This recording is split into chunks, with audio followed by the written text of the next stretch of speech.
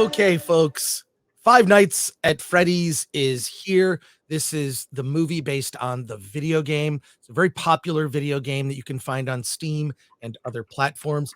It is a horror video game. I happen to like horror video games. Uh, there are a whole bunch of different ones where you're basically just exploring something haunted. This is kind of a version of Chuck E. Cheese that exists that has been abandoned, and you're being confronted by killer animatronics. The original video game is, I'm told, incredibly gory and bloody. This film is PG-13, but I'll say this: it pushes the limits of PG-13 with moments of there are some gory moments.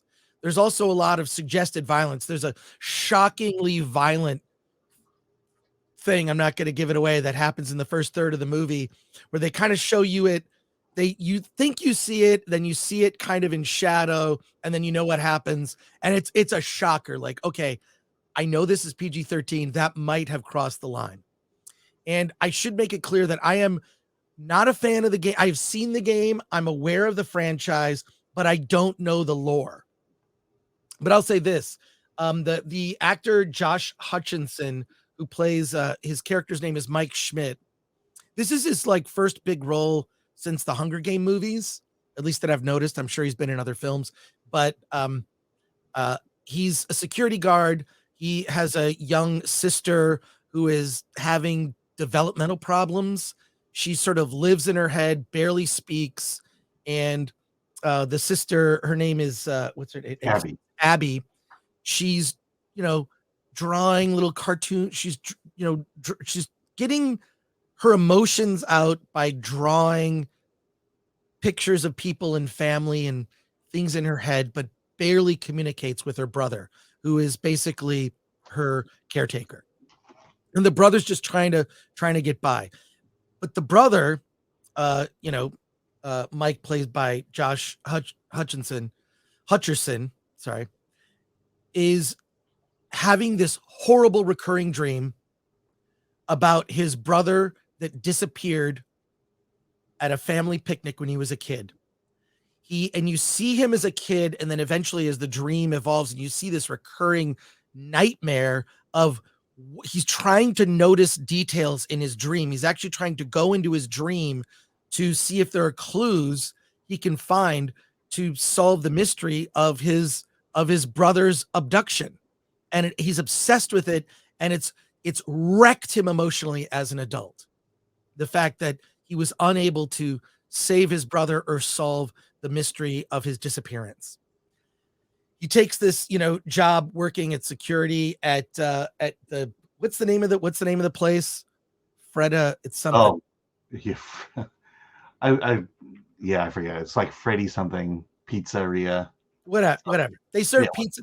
And I'll say this: I used to go to Chuck E. Cheese when my kids were young. We went to Chuck E. Cheese, and all I remember was the place smelled like dirty socks, so it smelled like feet, because all the kids take their shoes off and they go run around. So the place smelled like feet, and then the pizza was bad, but you could get cheap pitchers of beer. That's all I remember about my Chuck E. Cheese experience. I never went to Chuck E. Cheese when I was a kid, but I did take my kids to the venue, so I'm familiar with this type of place.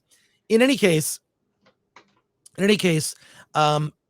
one night he makes friends with a girl who is a cop who's local, tries to acclimate him to this space, tell him about the lore and the history of this venue, and then eventually ends up bringing his sister to this place with him to work, and creepy things begin to happen. That's the premise. I mean, you get that. I'll say this: when I saw the trailer, I thought the trailer was terrible. I thought the trailer made it look, well, for lack of a better term, cheesy. The film itself is very good. I am surprised, and I'll tell you why it's very good, because it takes the subject matter seriously. What I'm also surprised about is that this movie is on Peacock. The screening I was at last night was packed.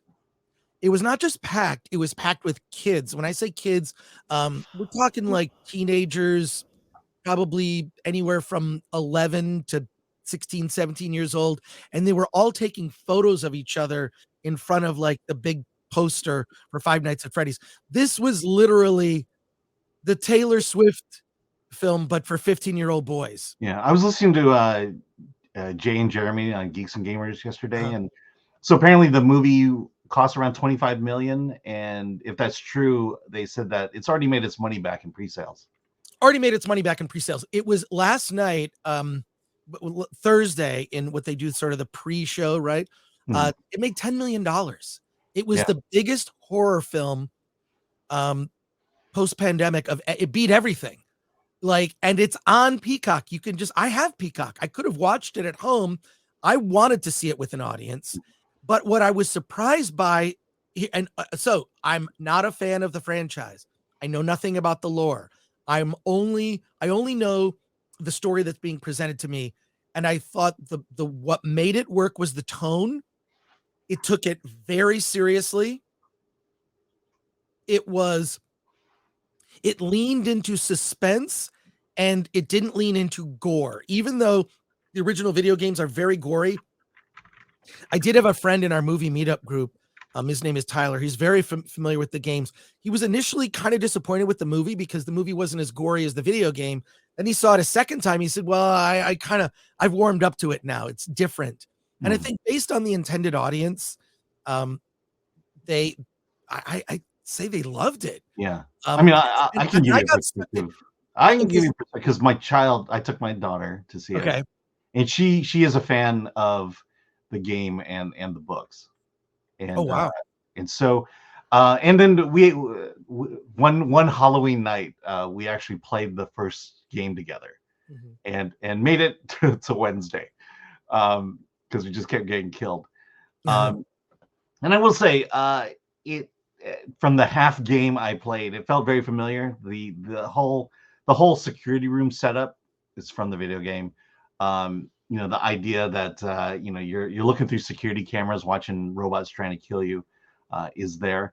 Um, and I will say from her perspective, yeah, let me back up just a moment by saying, me taking her to movies early really gives her no cachet at school. No, kids don't care that that she'll see the Marvels early or something like that. Right, But this right. one was the one that was like, oh, you're seeing Five Nights at Freddy's early, and so she got to go in yesterday and give the early review. But her feeling, listening to her talk about Five Nights at Freddy's the movie, must have been like her listening to me talk about Star Wars. Uh, because she's talking about all the things that they went off book from or off game from. She was frustrated that Vanessa was, I guess, oh yeah, she was a cop and not one of the robots that I guess she eventually becomes. And so I'm getting this lesson as to this story, and and she basically said that as a fan of the series, she wasn't that thrilled with it, but she ultimately did like the movie when it came through. And I just kept saying, yeah, they have to do some liberties, they have to make some changes in order to make a movie work, and that's what they did. And so um the other thing was during the screening, Easter eggs would show up that I had no clue of, and Right. she's just freaking out. And I hear people. This is the press screening we were at.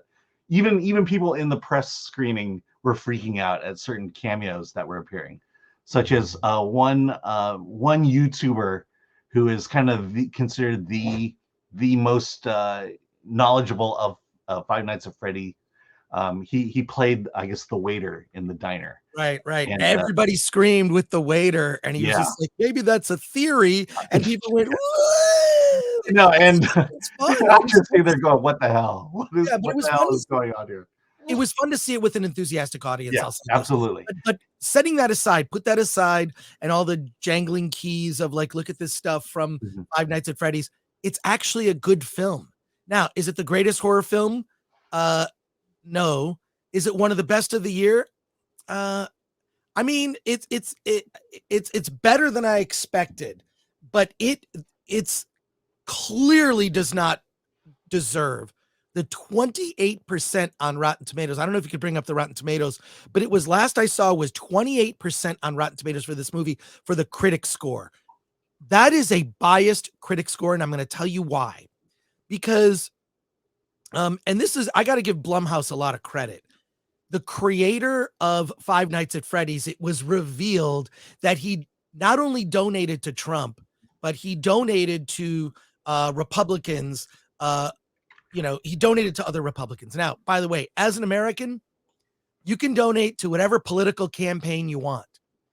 Is that a reason to cancel somebody? So I find the critics that are panning this movie and including their political biases to review a film is I find that loathsome. Yeah, 25% on Rotten Tomatoes, audience score 88%. Can I just say this? The audience is right. This critic score reveals the critics that are hating on this movie, they're hating on it, one, because they don't understand it. And I always try to go in like, do I not understand it? I'm going to try to get this. Maybe this movie's not for me, but serves that audience. And I ended up enjoying the film mainly because of the tone. This movie, they could have made a mockery of the concept. They took it very seriously. It's very good suspense. There are moments that are shocking. And this recurring dream that Mike has about the loss of that got me, and I'll tell you why. Anything involving missing kids as a father is your worst nightmare. The worst nightmare is anything that could happen to your child. So the idea that this was this thread and his recurring nightmare, which they would show, and they would show him try to take it further. He's trying to communicate with these other kids that are the other missing kids. He's trying to communicate with them in his dream to see if he can glean some detail about the abduction of his brother. And it is just like, it is a nightmare. I don't even want to think about that. It is the worst. So that was an aspect of it that I could relate to. And it took it very seriously, kind of like a film I would compare it to. It's very different, but The Black Phone. Mm-hmm. The Black Phone, which we reviewed a couple of years ago, which I thought was one of the best horror films of that year. Absolutely. It was so good. This comes from Blumhouse, and credit to Blumhouse. They stuck with the creator. They stuck with the creator. And they did not sideline the creator or say anything disparaging about the creator. You're free to donate to whoever, and it really bothers me that critics will hold that against a movie. I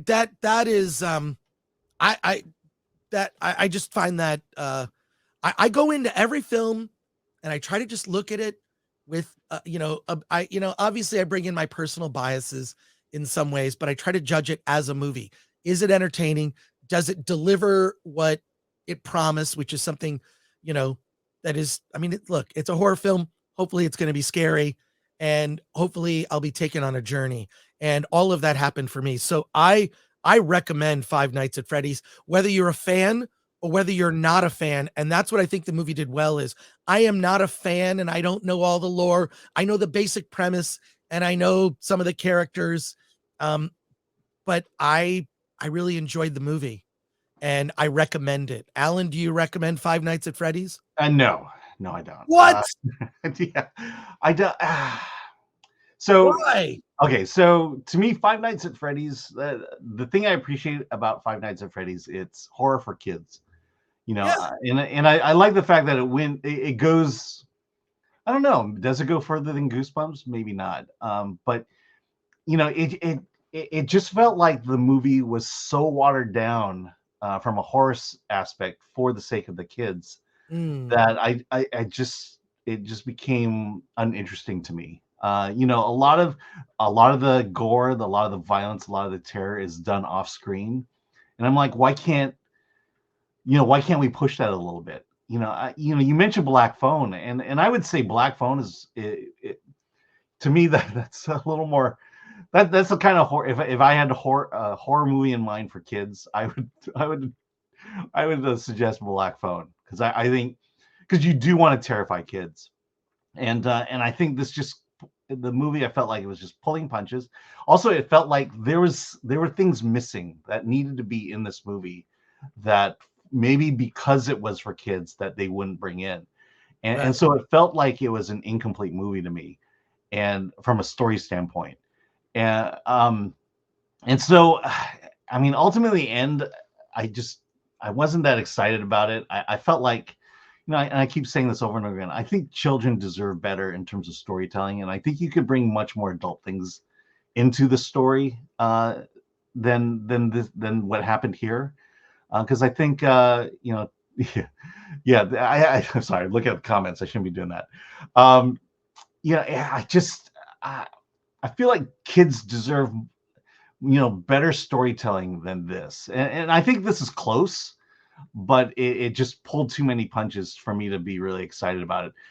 Quite frankly, the only really exciting thing about it was the fact that the Jim Henson studio was behind all the mechanics here. Well, the animatronics were great. Like the design, they were, and I'll say this, just what little I know, very accurate to the game in terms of the look.